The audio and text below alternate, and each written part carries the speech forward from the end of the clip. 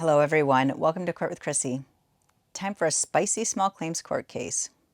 While Snoop Dogg's doppelganger might have thrown the first punch, Mr. Not So Noble tries to retaliate on the record. And then Magistrate Braley shuts it down. Apparently it's too hot for court tube. You've been warned. There's an abrupt ending. I hope you like it. Court with Krissy is now in session. Now calling case number 25C3039. This is Lacaris Williams versus S&S Freedom Auto, also known as Richter's Auto Shop. Can I have appearances for the record, please? That means state your name, Mr. Williams. Lacaris Williams. Lacaris Williams, okay, thank you. And Mr. Neal. You need to unmute. Scott Neal, I'm the manager of S&S. We are not affiliated with Richter's Auto, for the record. He rents a bay out of my garage. Okay, so we are here for a small claims hearing in this matter. Before anybody says anything else, let me swear in both sides. So raise your right hand, both of you. Thank you. There appears to be somebody else behind you, Mr. Neal. Yes, this is Ricky Noble. He is the one that owns Richter's Auto. Okay, and sir, then I want you to state your name too. Ricky Noble. Okay, thank you. So, do you swear or affirm that the testimony you're about to give is the truth, the whole truth, and nothing but the truth to the best of your information, knowledge, and belief? Mr. Williams? I do. Mr. Neal? I do. Mr. Noble? Yes, ma'am. Okay, thank you. So, we are here for a small claims hearing. I will tell you first that you do have, anybody has the right to remove this to the general civil docket, okay? By staying in the small claims docket, you are giving up the right to recover more than the statutory limited amount, which is $7,000. You are giving up the right to be represented by an attorney if you continue on the small claims docket. Ordinarily, you would not be able to appeal, but because I am the district court magistrate, whoever is unhappy with my decision at the end of this, you have 7 days to file an appeal after you have heard my decision, at which point the case will be heard again by the district court judge, if that's necessary. So, does everybody want to continue in small claims? Yes. Yeah. Okay. Okay. Thank you. So what I am seeing here, based on the affidavit and claim, Mr. Williams, you are saying, I left my car with Rick to get it painted and he did not contact me and abandoned my car for over 9 months. Yes, ma'am. Okay. So tell me what happened. And just to be clear too, so Mr. Williams, you're the plaintiff, the one who filed the matter. You're going to go first. I'll hear your side of things. Mr. Noble and Mr. Neal are not to interrupt you. Once you've finished, then it will be their turn. You're not to interrupt them either, okay? So. Okay. Your Honor, I also have my girlfriend here with me. She was on the scene with me when the altercation went down at S&S. Whatever body shop it is they got. But the how it all started, I had a friend refer me to Rick to paint my car. So I talked to Rick. Rick had receipts, which means that he had proof of his work. So I let Rick get ready to paint my car. Rick asked me for money before he painted my car. I gave him money. I have receipts. He got my car and took my car and put it behind their shop in the bushes for the whole winter and left my car back there. Ma'am, I have $6,000 rims on my car. I have a custom Cadillac that I'm building. And he left my car back there in the bushes behind their shop for 9 months. I come up there to talk to them about my car. Where's my car? Where's my car? He telling me my car is somewhere on what road? Some road way up there by Lincoln High School. Mungo Road. Munger Road. Mungo Road. This is where he telling me my car is at. The whole time, ma'am, my car, it was behind their shop in the bushes. My rims done got rusted. I got bushes growing up inside of my grill in my car. My top is dirty. I got a brand new top on my car. My top done got dirty and everything. I done gave this man over $1,000 to get started on my car. He never did nothing to my car. Except for And the guy with the glasses on, they both are the owners of that shop. Rick do not rent no bay. They own that shop together. They running that business together, ma'am. have 2 different receipts. That Okay, says- well, okay, so just real quick. Ma'am, Yes. if you're gonna say anything, then I need you to put your appearance on and I'm gonna swear you in too, okay? Thank Thank you. you. So first, what's your name? Carla Coley. Okay. And do you swear or affirm that any testimony that you have given or are about to give is the truth, the whole truth, and nothing but the truth to the best of your information, knowledge, and belief? Yes. Okay, thank you. And I'm just going to fill in the areas he forgets, if you don't mind. so when I finally found out, he finally got tired of me coming up to that shop and finally told me where my car was, and it was right behind their building in the bushes. I had to get a jump box to jump my car, pull my car away from out of them bushes, and then I presented them my receipts so we can talk about them giving my money back. They started getting hostile, telling me to get off the property. And so that's where we are now.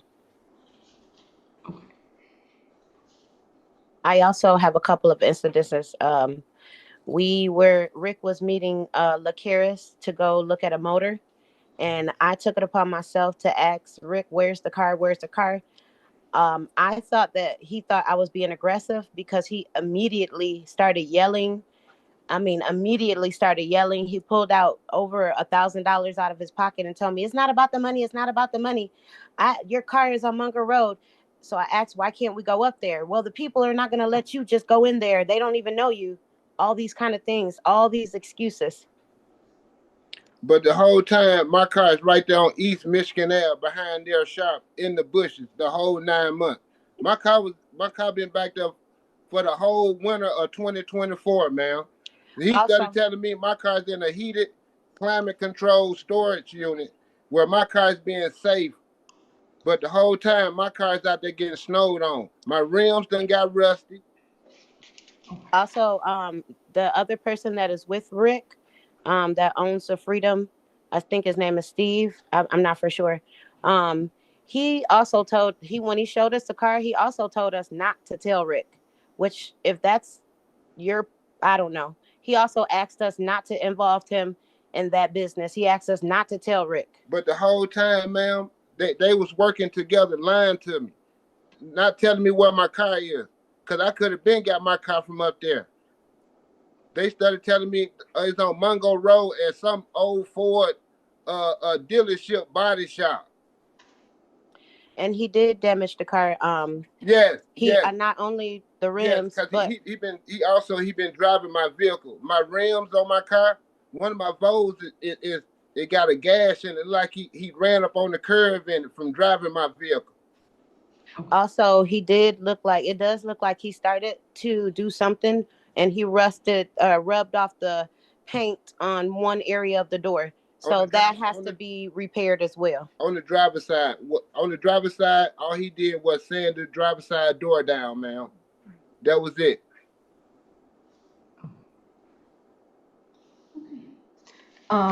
Just real quick so that I know what I'm talking about. When you say the top of the car that you just had put on was dirty, is it a convertible or is it something else? It's a new vinyl top.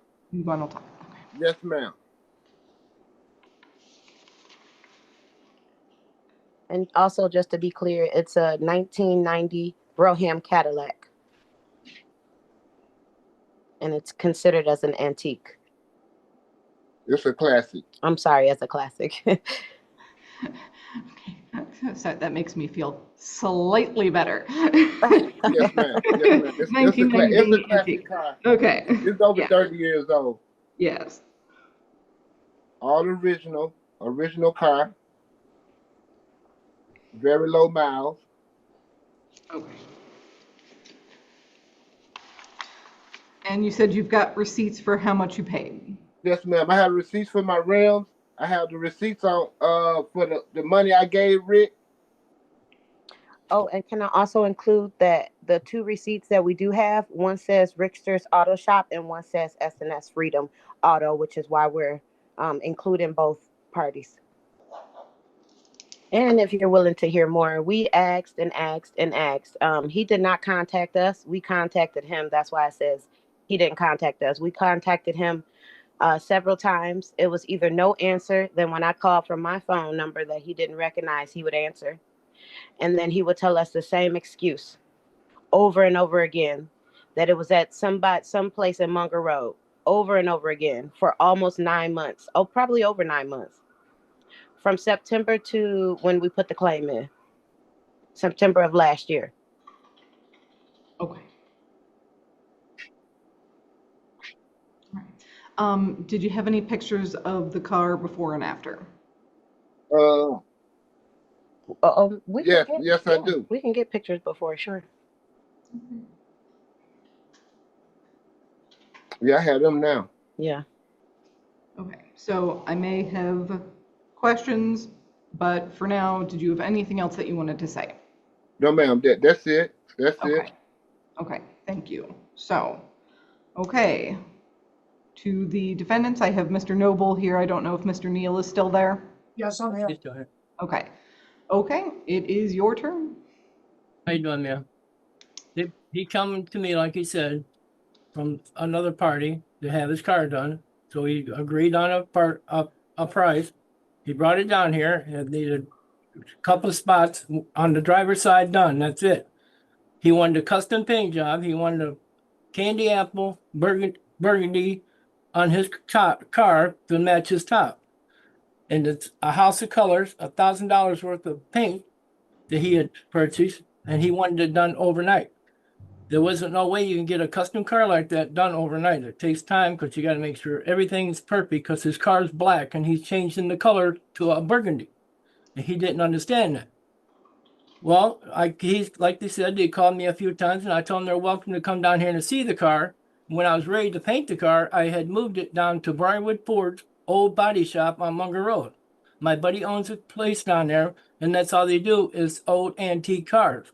They pestered me over and over wanting to go see their car. And I told them, this person does not let nobody in. You can go down there yourself, ma'am. They will not let you in there without an appointment or if you know if one of your cars is in there. Yes, I could have went with them, but I didn't have time at the time because they wanted me to go right now. I couldn't go right now because, like you said, I got other things here to do. Well, they came here finally. My partner here, Neil, said they looked over the fence. They did not just come up here and find their car, and they did not talk to Skill. He said they looked over the fence and seen this car in our backyard. So he came in here and He told us Wait, Sorry. sorry. Okay. We apologize. Sorry. That's okay. I'm going to mute you for now. demanded their car. And this guy wasn't here right now at that time. I was at the hospital with my 86-year-old friend that had a heart problem. He had 2 stents put in his heart.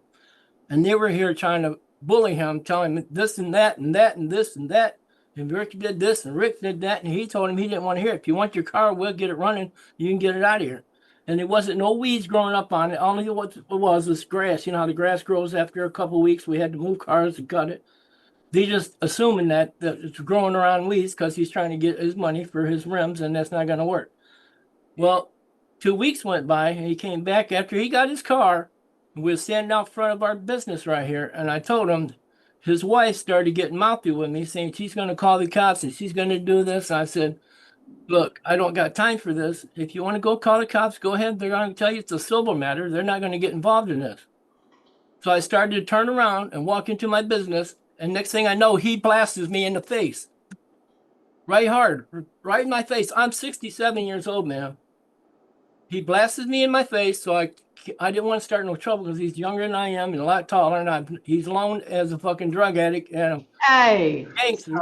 watch the language. I'm just saying he's a gangster from the, you know, I'm just putting it out on the record for you. So I didn't want to have no problem because I didn't know if he had a gun with him. So I was going to come back inside and call the cops. And when I came back inside, he followed me inside and started assaulting me again inside. And Mr. Neal told him to get out of here. Do not